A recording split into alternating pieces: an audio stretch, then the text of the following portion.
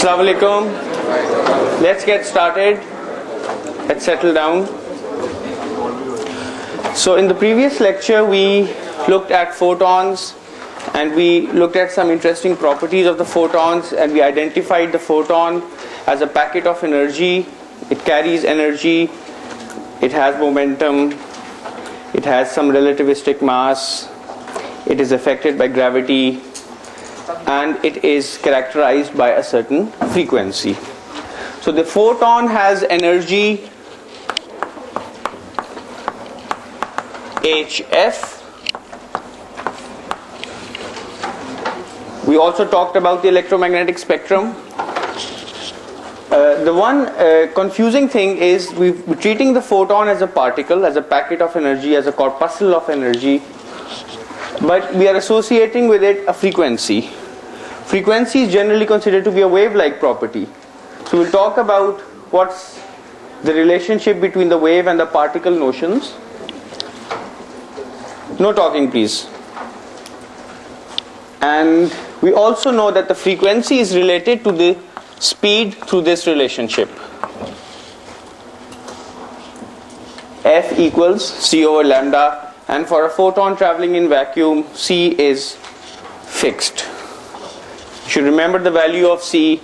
It's about 3 into 10 raised to the power 8 meters per second.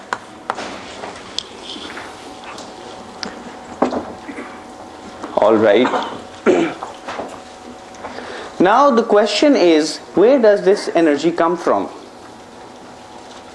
We talked about the first law of thermodynamics, which is the energy conservation law in disguise. This energy must come from somewhere, which means that an object that is an emitter of photons must actually have its energy go down. So if we have an emitter, whatever it is, which is firing out photons, one photon, then the other photon, a third photon. Now each of these photons carries with it some energy, HF, HF, HF. So this emitter must have its energy go down by 3hf, because energy has to be conserved. Now eventually a time will come when this emitter will have almost zero energy, because it has expended all of its energy by continually emitting photons. So this is a naive and simplistic approach, but we do keep in mind that the energy of some system must go down. It could be the internal energy, it could be the center of mass energy. Some form of energy must go down in order for the emitter to emit a photon. Now what really happens is that inside atoms and molecules, the internal energy that we're talking about is actually quantized. So let me write this important golden sentence, that internal energy is quantized, and I'll tell you what the meaning of this quantization is.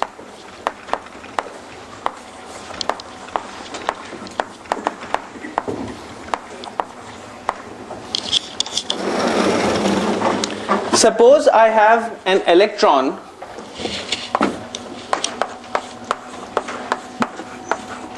inside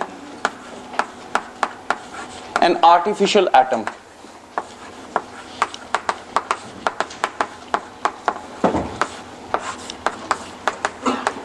Right. Now this artificial atom is generally called a quantum dot.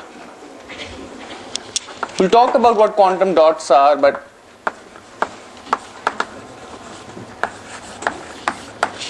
so there is some material, very small sized, say this could be roughly 1 nanometers. It's a semiconducting material, and there is a single electron on this island, on this material. It's an island of material, and there's something else in the surroundings, but you put a single electron with some kind of tweezers. You pick up an electron from somewhere, and with the help of these tweezers, you put the electron onto this artificial atom. Now that electron will have a certain energy, and this system as a whole will have internal energy. Now what quantum mechanics tells you is that the electron cannot have arbitrary values of energy, right? Instead, it can have only precise values of energy. Suppose we draw a potential well, something that looks like this. We've already seen these curves. This is the potential energy UR. This is R, the distance between an electron and some center. For example, it could be the nucleus, or it could be the center of this quantum dot. Now when R goes to infinity, we assume that the energy is zero, because we are at the liberty of choosing the reference of our energy, right? Suppose we have an atom, and there are electrons inside the atom. When the atom is ionized,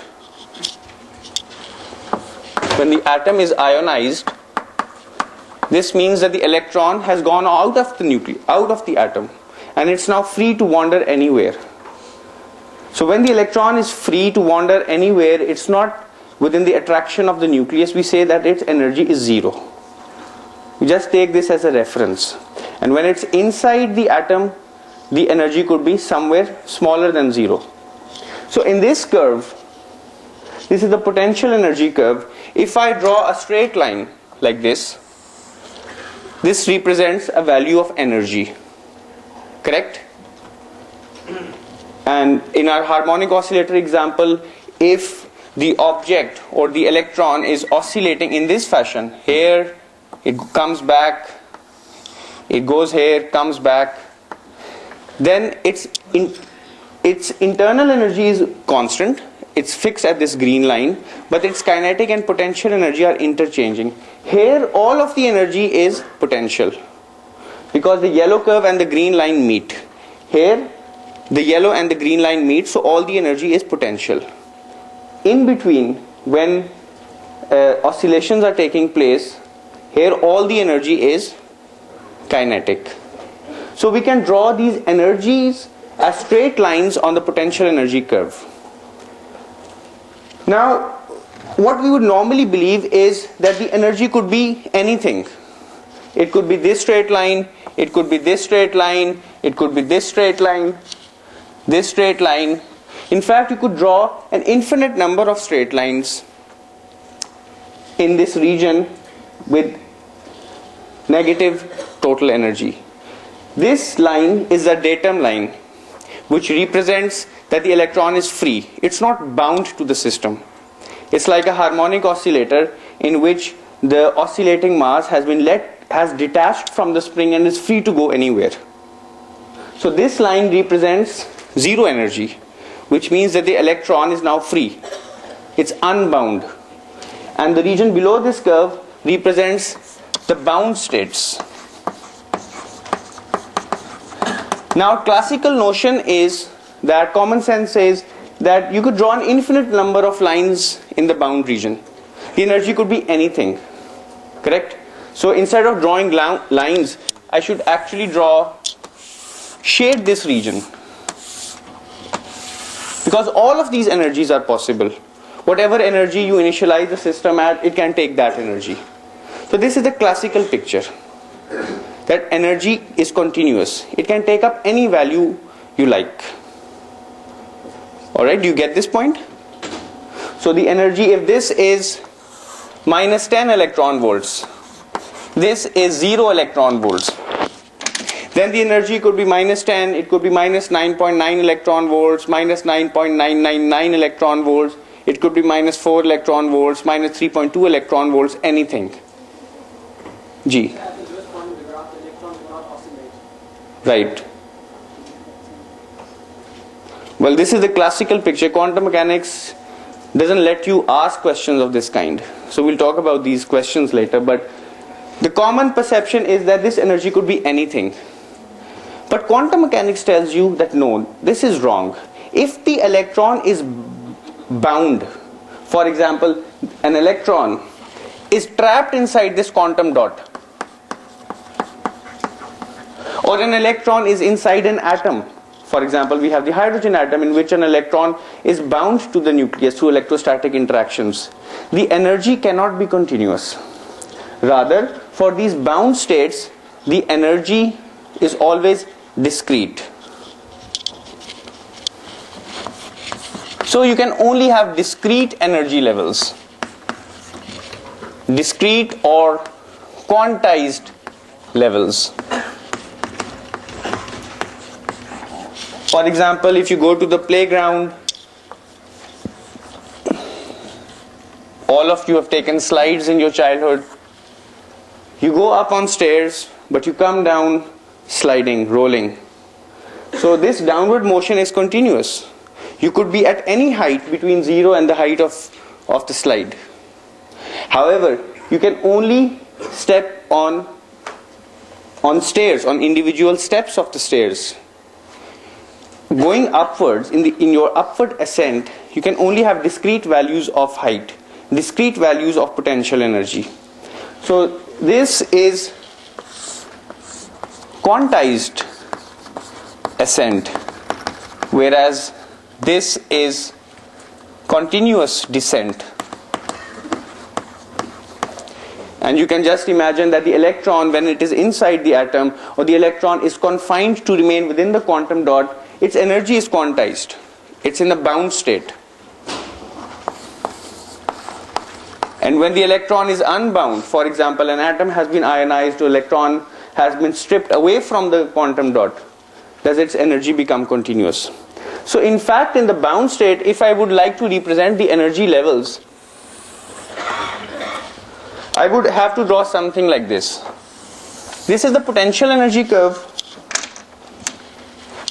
I always want to label the axis R, UR.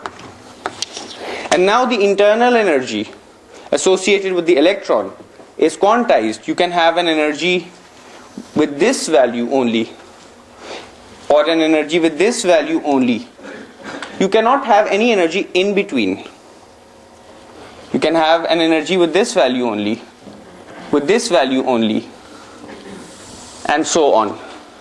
And once you are above the datum line, your energy could be anything.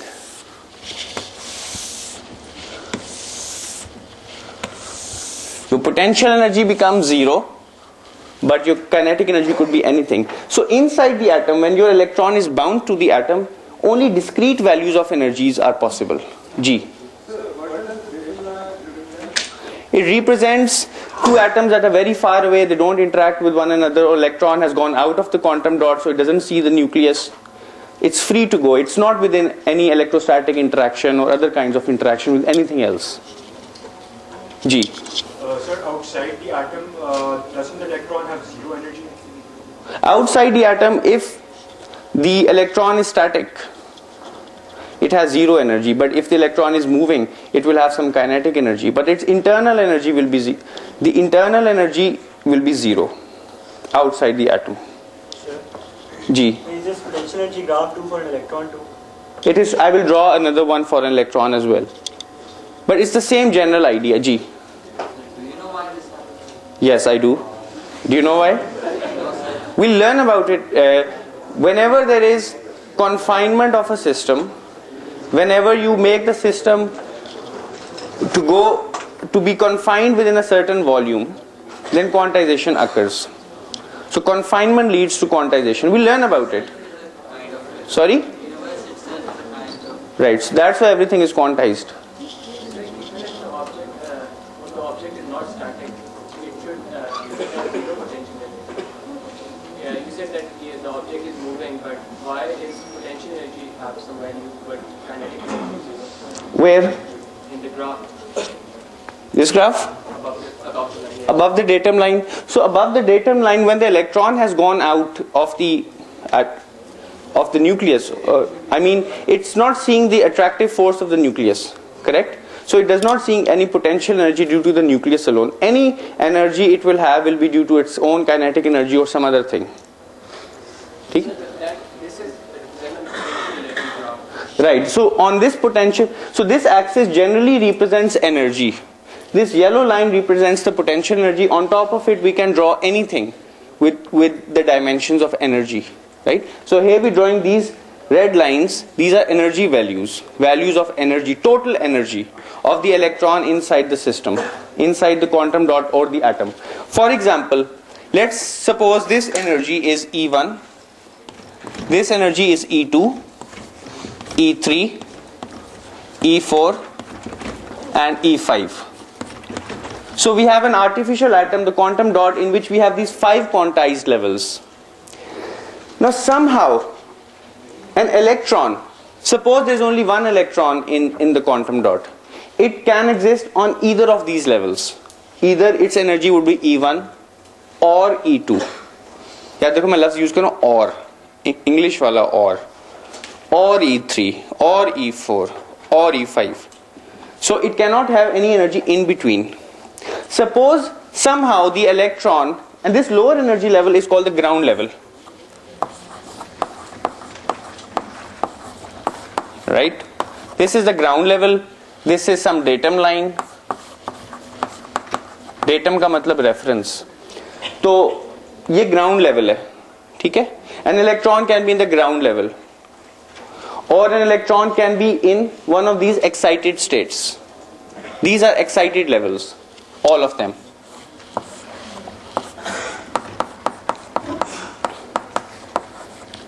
पूरा course इसी चीज पर है कि quantization कैसे आती है. Quantum mechanics एक ऐसी चीज है, कोर्स खत्म हो जाए तो समझ आती क्वांटम मैकेनिक्स क्या चीज है. मॉडर्न फिजिक्स का कोर्स खत्म हो जाएगा ना, फिर आपको समझ आएगी मॉडर्न फिजिक्स क्या है. Quantum mechanics comes in slowly. All right. So now suppose an electron somehow is, this quantum dot is provided to you and the electron is already sitting in the state E3. So the electron is here. Now this is an excited state, and these are levels of the internal energy. The atom as a whole is not moving, the quantum dot is not moving, so there is no center of mass motion, but there is internal energy associated with the electron and the attraction of the electron to the nucleus. Now these internal energy levels are quantized. If the electron is in this level E3, it's in an excited state. It can't live there forever. Everything has to come down to the ground state. Right? So this electron can make a transition to either E2. It can jump from E3 to E2. And if it makes this transition, the total internal energy of this system goes down. Even though the center of mass energy may not change because everything is at rest. But the internal energy, the energy that is inside this atom or quantum dot, will go down. And that energy has to go somewhere because energy is conserved. So this energy issues or comes out as a photon. And this photon will have a certain energy, which is going to be the difference between E3 and E2. So this photon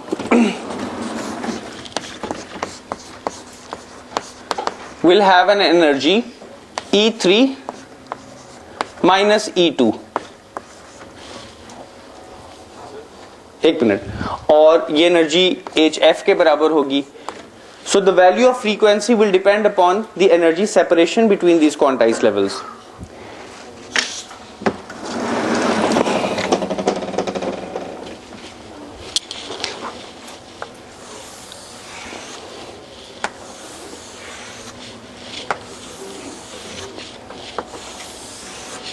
I've drawn four quantum dots, right? And each one of these has these 5 energy levels. 1, 2, 3, 4, 5. 1, 2, 3, 4, 5. 1, 2, 3, 4, 5. 1, 2, 3, 4, 5. The upper level is at minus 1 electron volts, minus 2, minus 3, minus 4, minus 5. -4, -3, -2 electron volts, right? So this is an example we're going to consider. We have 4 quantum dots. Now there is 1 electron in each one of them, right? There's 1 electron in each one of them, and it's in the first excited state in all 4 of them.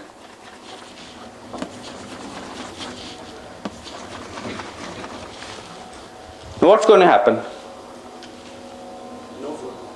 No photons, but eventually these electrons cannot live in the excited state forever. They have to come down to the ground state, and they can't go lower to the ground. This is just the basement, right? These are the basement states. You can't go below the basement. So all of them have to fall down to the ground state. They could fall down all together, they could fall down totally independently. So in each case, the electron makes a transition to the ground state. And in this overall system, how many photons will be emitted? 4 photons will be emitted. A photon comes out of here, and what will be its energy? 1 electron volt. A photon comes out of here, 1 electron volt. Photon comes out of here, 1 electron volt. Photon comes out here, 1 electron volt. Now you're detecting these photons through some detector, and that detector is receiving 4 photons. This means that if there were only 2 of these emitters present, how many photons will be detected? 2. If you compare the 4 quantum dot case versus the 2 quantum dot case, which case will have the higher detected intensity? The 4 quantum dots. So remember, when we say the word intensity or brightness, it means the number of photons received, and the energy of each photon depends upon the energy spacing between which the transition takes place. Alright, so this is the origin of, this is where the photons are actually coming from. And when you how did quantum mechanics come into being? There were a large number of historical developments that led to the birth of quantum mechanics. One of them was looking at stars.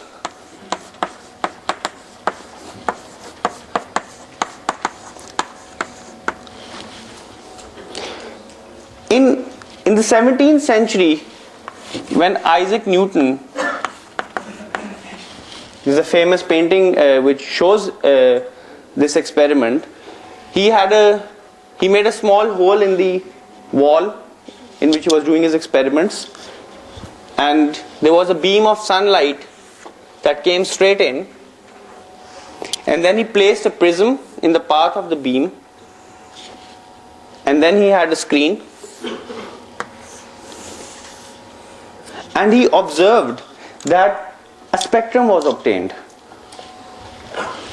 Different colors were produced on the screen. So even though this was white light, he could resolve that white light into different colors. So the famous 7 colors, even though light does not have 7 colors, there is no such thing as 7 colors. But he resolved this white light into a spectrum. Now all of these, this was an example of what is called a continuous spectrum.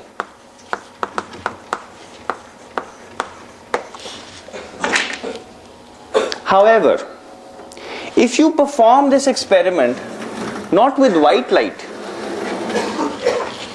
but with a tube,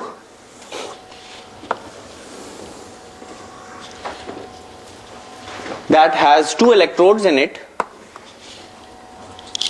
an anode and a cathode, connected to a power supply,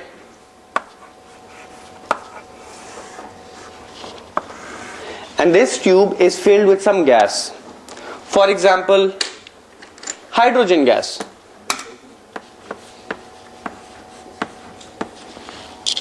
And then you repeat the same experiment.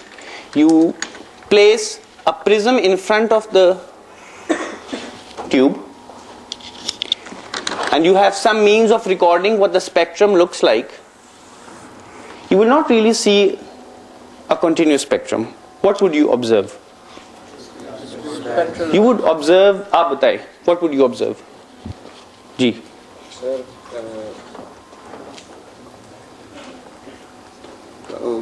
continuous नहीं होगा लेकिन discontinuous होगा, लेकिन colors होंगे. Colors होंगे. या black and white. Black and white fringes बनेंगी. आप बताओ. So I guess there will be lines, but not like a continuous one. So one distinct color. अलग-अलग colors की line. Be one distinct color. Right. Different colors. आप बताएं. आप हाँ. Brown shirt में आप बताएं. Fringes होंगी. Fringes क्यों नजर आएंगी? Fringes कैसे नजर आएंगी? जी? आप बताओ. Lines होंगी. Single line होगी. Line spectrum होगा, बिल्कुल. You will observe different lines of various colors. Some of them you can see because they are in the visible range. You could see a blue spectrum, a blue line, a green line, a red line. Some of them you can't see because the eye cannot detect ultraviolet light, infrared light. But you can have a detector that detects ultraviolet. So you will get not a continuous spectrum but discrete lines. And this is a proof of quantization, which means that the energy levels inside these hydrogen atoms, they are quantized, and whenever electrons are jumping from a higher level to a lower level, a photon is emitted with a particular frequency. For hydrogen, we're going to do some experiments now, but for hydrogen, the hydrogen is just a nucleus with a proton. I'm drawing a very simplistic picture because this is the first week of the class. In the end, I will not draw these pictures of this kind. And there's an electron around the nucleus. Now the electron is seeing the attraction from the nucleus, from the proton. So it's bound, right? And its energy is quantized as a result. The energy of the electron inside the hydrogen atom, we'll calculate this in a later class, is given by minus 13.6 over n square electron volts, where n is a number that goes from 1, 2, 3 and so on. In this quantum dot case, we could label these levels, these quantized levels, by an integer n. Correct? So this becomes n equals 1, n equals 2, n equals 3, n equals 4, n equals 5. This number n is called a quantum number.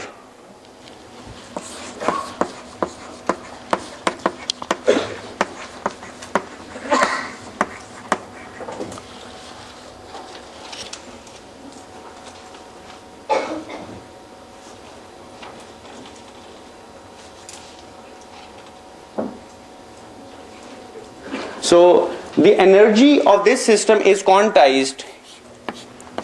Can you write a formula that relates n and the energy for these quantum dots which I've drawn?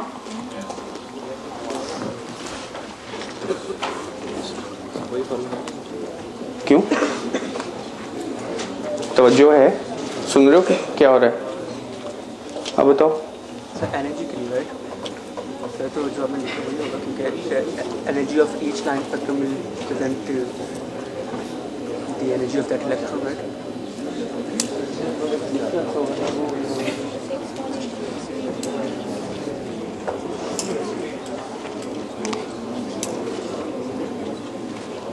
Lost?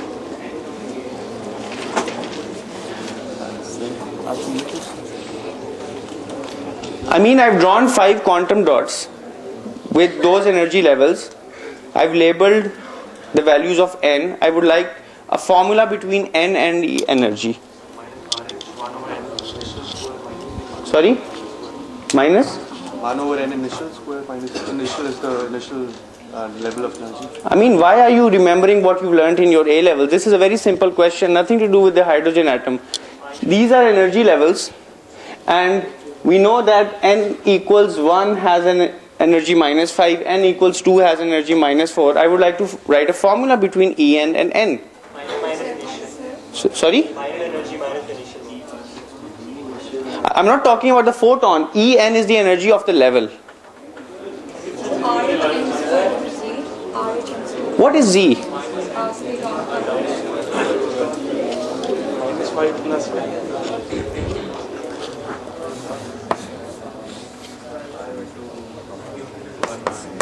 In fact, minus 6 plus n. Right. That's it. So for these quantum dots, the energy of the nth level is given by minus 6 plus n. When n is 1, the energy is minus 5 electron volts. When n is 2, the energy is minus 4 electron volts. Very simple question. Now for the hydrogen atom, this is our formula. Right? So this means energy, now we're talking about the hydrogen atom. Energy of the nth level, we're not talking about photons as yet. We're talking about the source of photons. Where are those photons coming from? The energy is given by minus 13.6 over n squared electron volts. The first energy, E1, which is the ground state, what will be its value? Minus 13.6. And the first excited state? Minus 3.4.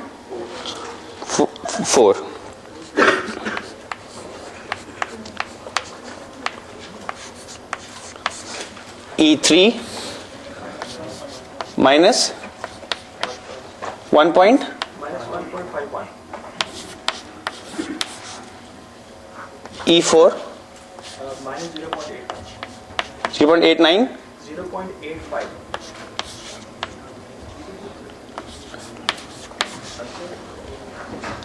And the lines will get closer and closer, right? Eventually at, this is the datum line where the energy goes to 0. So if you have one electron inside the hydrogen atom, and there is one electron inside the hydrogen atom, and the hydrogen atom is in the ground state, then electron will be here. Will it emit a photon? No. But somehow, if we can excite this hydrogen atom by promoting this electron to higher levels, for example, we can promote the electron to the level E2. Somehow we promote it, and then we wait. We wait long enough that this electron has had enough time to decide to come down. It comes down and it emits a photon. Right? Now this photon that is emitted will have a particular frequency and a particular energy given by the difference of these levels. So the energy of this photon will be 10.2 electron volts. And if you provide enough energy to the electrons, this electron could in fact go to higher levels. It could go here, or it could go here, or to even higher levels. So when it is in the second excited state, in the state E3, it could either come down, fall to E2, or it could fall directly to E1. If it falls to E2, it will emit a photon, and then it's on E2, it will fall back to E1, it will emit a photon. If it falls directly from E3 to E1, it will emit only one photon. Remember this. It will emit only one photon. So as a result of one transition, one photon is emitted. Even though this photon will have a higher energy. Here you are emitting two photons. So the light may actually get brighter with two photons or more intense. But the overall energy does not change. So this photon will have a smaller energy than this photon. So these photons of precise energies, which means of precise frequencies, give rise to this line spectrum. So now what we are going to do is we are going to perform an experiment in which we'll actually see this line spectrum. So we'll turn on the projector. I am going to turn off some lights.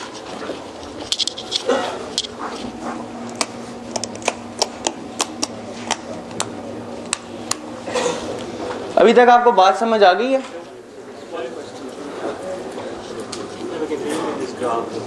What does potential energy? This is potential energy of what?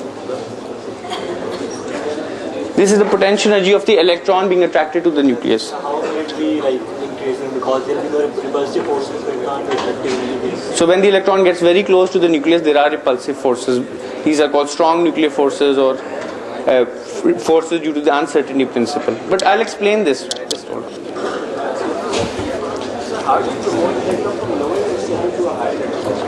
All right. Please be quiet. खामोशी से आप बात सुने.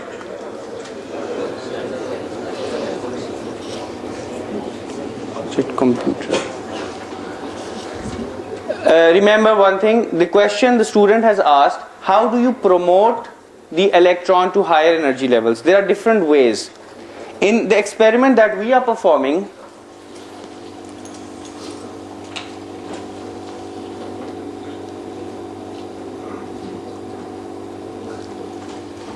what we have is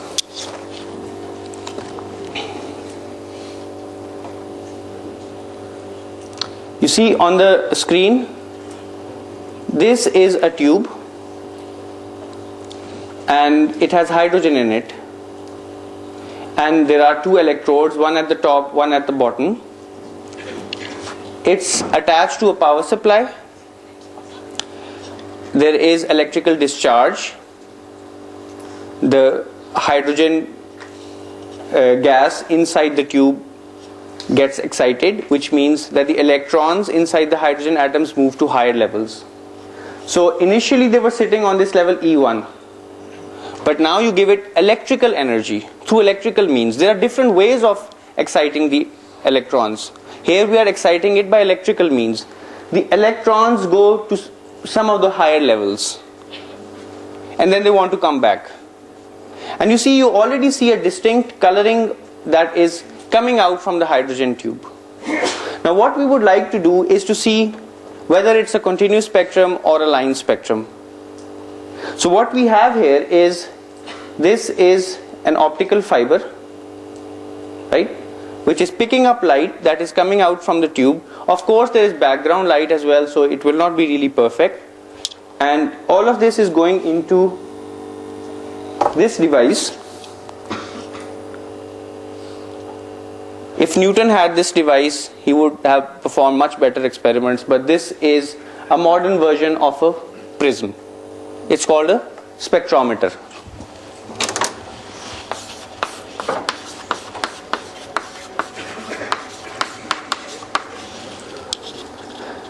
Now what I would like you to do before I show you the spectrum is, before I show you the output, is can you calculate the energy of the photon which is emitted when the electron goes from E3 to E2? How much? 1 point? Alright, so this photon will have an energy of 1.9 electron volts. Could you calculate the wavelength please of this photon? करें, calculate, बताएं मुझे.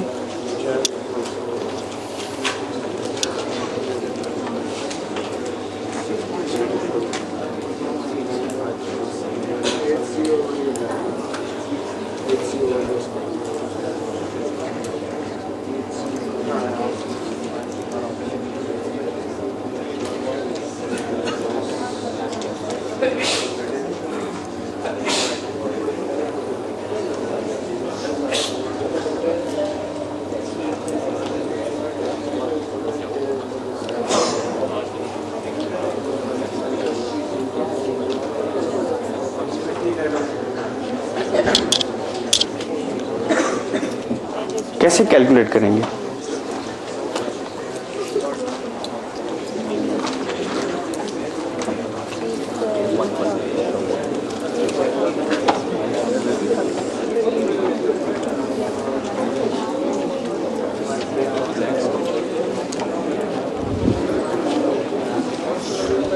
What's the value of flash? Value of 6.67 into 10 to the minus 34.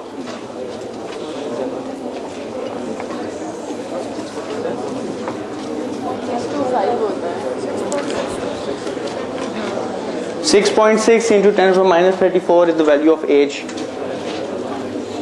Anyone? Right. So it's nearly 650 nanometers. Nearly.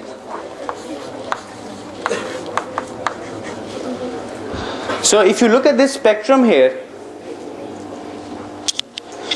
what do we see in the spectrum? What does the spectrum mean? देखो Newton ने जब experiment किया था उसकी एक axis पर ये वाला एक्सिस डिस्टेंस था और दूसरे एक्सिस पर क्या था? इंटेंसिटी या brightness of the colour, right? So that's what a photographic film does. The brighter areas where more photons hit it becomes bright. In our modern version of the spectrometer we have the wavelength on this axis, and on the other axis we have called what is called counts. Counts means how many photons are hitting the detector. These are arbitrary units, so it's looking at the brightness of what we are seeing, brightness or the intensity of a particular wavelength. So here we observe we don't have a continuous spectrum. Let me just turn off the lights completely and see if the spectrum changes.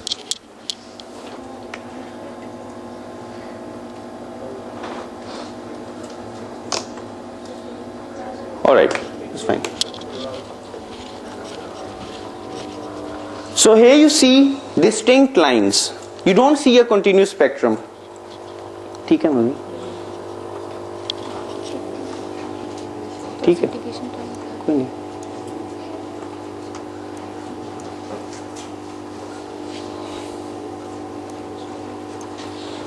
So you have this peak at a particular wavelength. Let's find the wavelength of this peak.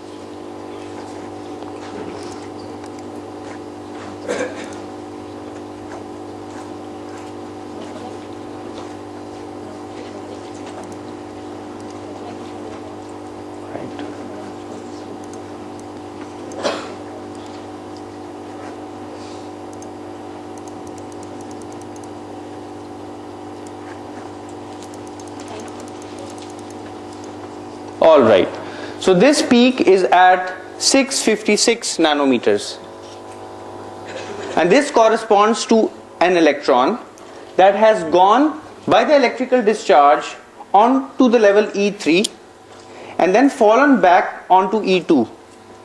Now that electron could have in fact gone up to E4, and it falls from E4 to E3 and then it goes from E3 to E2. We don't know that. But this particular peak is coming from photons that are emitted by transitions between E3 and E2. Could you calculate if an electron goes from E4 to E2, what would the wavelength be? It would be around 460 nanometers, 460 to 470 nanometers. So look at this peak. This peak is actually due to transitions that are taking place from E4 to E2, and this smaller peak would be due to transitions from E5 to E2. So there's a large number of hydrogen atoms inside this tube, and when we provide an electrical discharge, in each atom there is only one electron, right? Just like the quantum dot example. there is only one electron in an atom. Alright? Now that electron, when it is promoted, because we provided it with an electric field has energy in it, you promote the electron, it has to come down. And when it comes down, it emits photons only of these characteristic frequencies. And this hump might be due to the background light. So this is a direct proof that the energy levels inside the hydrogen atom, they are quantized. Right, I have to finish a few demonstrations, so I'll take more questions later. Okay? So any confusion so far? Questions are fine. Okay, ask the question. What's the difference? What's the reason for the difference of height in the peaks? Alright, a very good question. Why is there a difference between the heights of the peaks? The peak that corresponds to the transition from E3 to E2 is stronger, and the peak that corresponds to transitions from E4 to E2 is smaller. So E3 is at a lower energy than E4, which means there is a higher likelihood that E3 is populated, which means an electron is excited to this lower of the two levels, right? And the hydrogen is at a certain temperature. If you increase the temperature, this peak will start going up because more electrons will be excited to E4. So since E3 is at a lower energy, it's a high probability that electrons will be excited to E3 as compared to E4. But the peak strengths depend upon an overlap integral between the wave functions corresponding to these energy levels, but that is beyond the scope of the discussion right now. Yes? So what about those sort of mini peaks, those very small ones? These mini peaks, they could be due to multiple factors. So if I would like to say, alright, okay, let me zoom in slightly.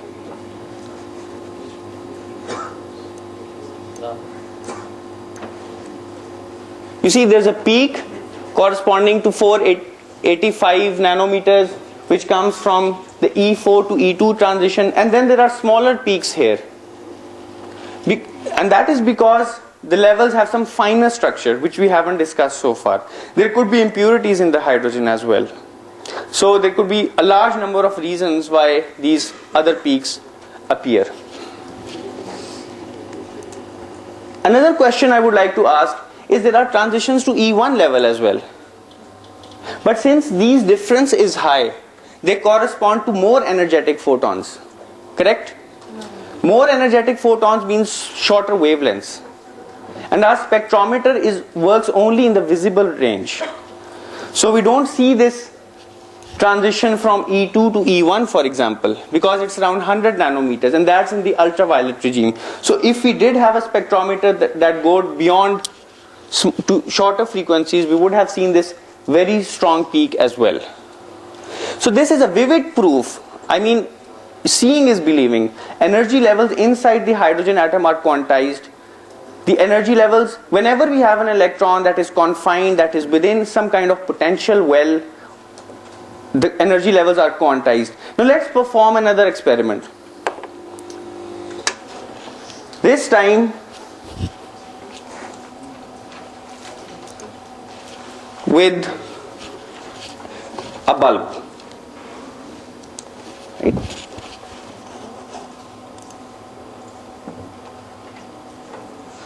Now what we have is an electric light bulb.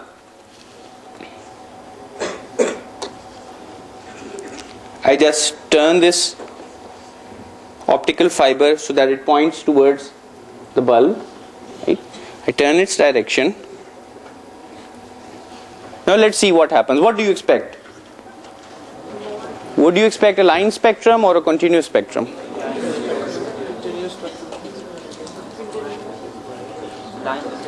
Line spectrum.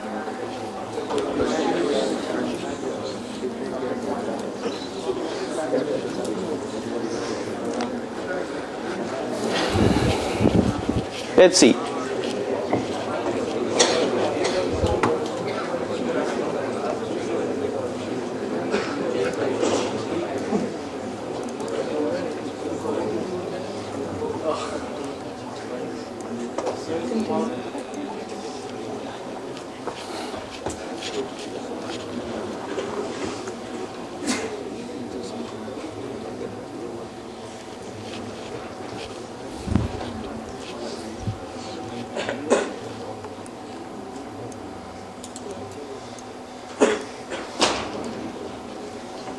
This is what we observe.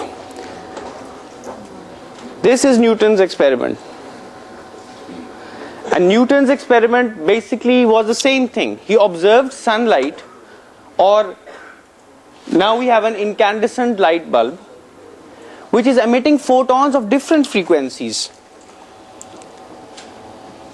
Right? There are different kinds of atoms. Each atom is emitting its characteristic light spectrum, but since we have a large range of atoms present, what we observe is a continuous spectrum.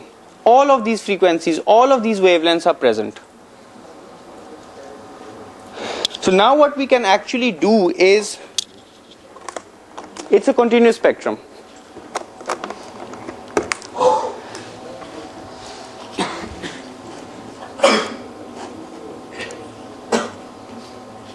I have this object, right?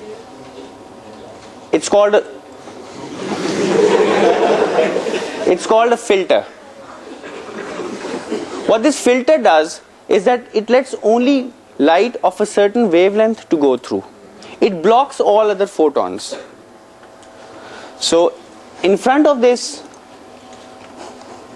white light source, I put in this filter, and on the filter there's written 530 nanometers, which is round green, the green or yellow color. So I put this filter here, and all other photons have been blocked. Only photons of a particular frequency have gone through. Photons of a particular wavelength have gone through.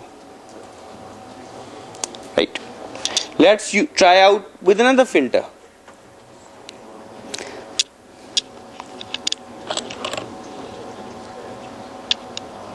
Five hundred nanometers.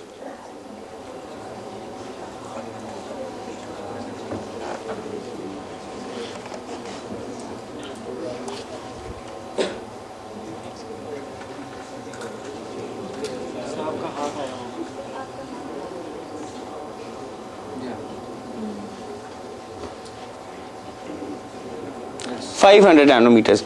So I'm putting in filters of different frequencies or different wavelengths. I'm blocking out all the photons, and I'm letting the photons of a particular frequency centered around a particular frequency go through.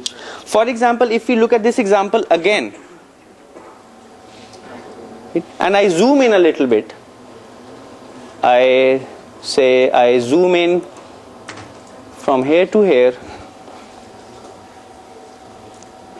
So this particular filter has a center frequency of around 530 nanometers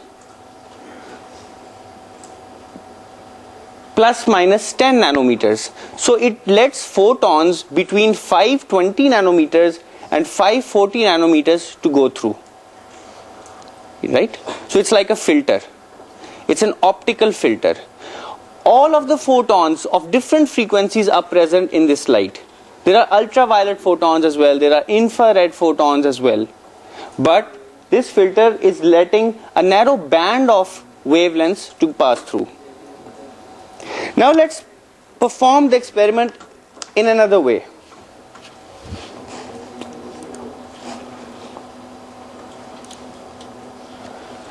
What I'm now trying to do is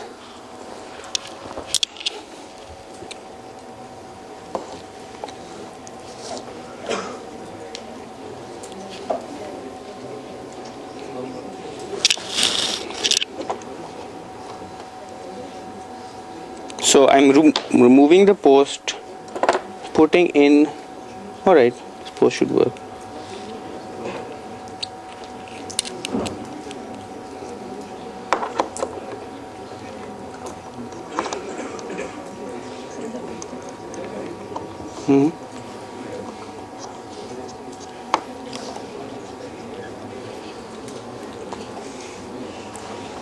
Shama, इसका mic, इसकी battery ख़त्म होगी, इसकी battery ख़त्म होगी, battery ख़त्म होगी। वो है अटेंडेंट है।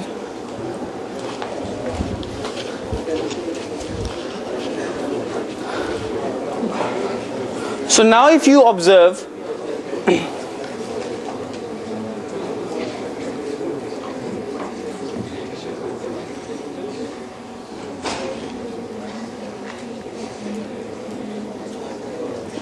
देखें, we have 4 kinds of LEDs.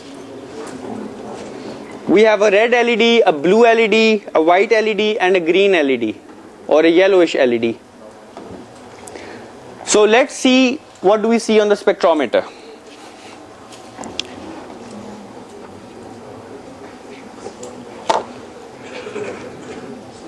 I've turned on a blue LED.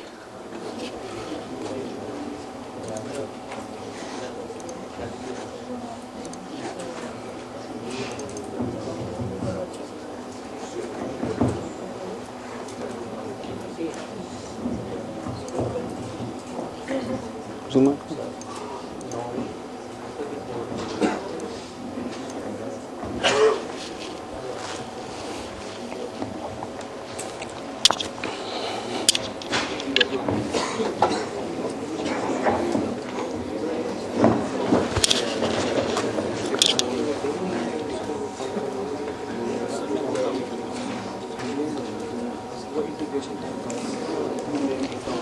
Now what I've done, I've turned on a blue LED and the wavelength is around 480 nanometers, 490 nanometers. If I put my filter on top of it, it disappears because the filter is for 530 nanometers. There is some slight leakage because no filter is perfect. So we have a blue LED. It's emitting photons around, we can measure the frequency.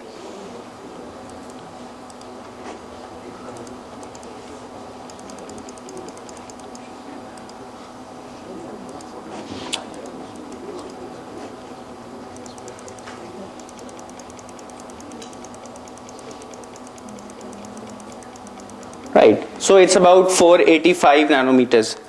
This is the frequency of blue photons. But remember, this is not a laser. A laser has photons coming out of a single frequency, but this is an LED. It's not a laser. There are primary differences between a laser and an LED, and we'll look at that. So I turn the blue LED off.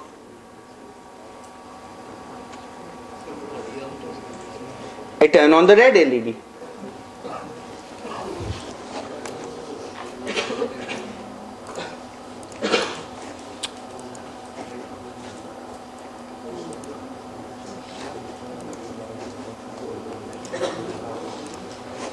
All right. So not lighting. तो बंद हो गया sir.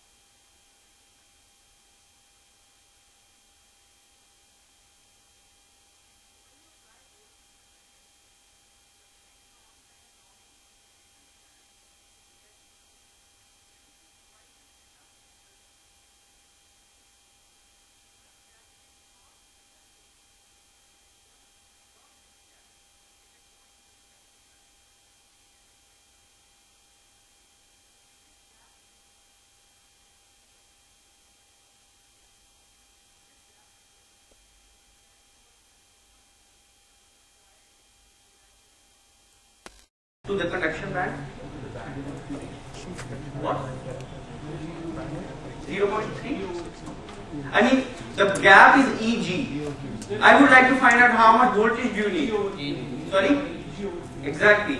If I apply a voltage which is Eg over E, very simple, A-level physics. If I apply this voltage, this electron can be excited to the conduction band. It goes into a quantized level in the conduction band, but it cannot remain there forever. And when it leaves the conduction band, there is a vacancy that is created in the valence band, because the electron has gone out. So this vacancy is generally called a hole. Now this electron that is now excited, it would like to fall back to its origin. Every human being or animal wants to move back to its origin. So this electron will fall down into the hole, and as a result it will emit a photon of a certain frequency, certain energy. And what would be the energy of this photon? Eg. And the frequency would be Eg over H. Now the LED is made of a material such that this gap corresponds to blue color. And then the packaging of the LED, it's in a capsule, in a glass capsule, lets blue light to go out. So this is how a blue LED is made. But all the photons are not precisely of this frequency, because an electron can actually be promoted to one of the higher levels. You might have applied a higher voltage. So when this electron jumps back to the conduction band, it will emit a photon of a different frequency. So if you look at the spectrum of the blue LED, there is about 480 nanometers, and you will not see a straight line at 480 nanometers. Rather, you will see a peak that is spread out. So energy quantization is at the heart of physics, is at the heart of nature. It's not something esoteric that you don't see. It's something that we generally discount, we don't observe. We don't stand and stare. That's why we don't see quantization. But quantization is very much there in our daily lives, in the objects that we use. And today I've tried to give you demonstrations that energy levels are indeed quantized. So see you tomorrow.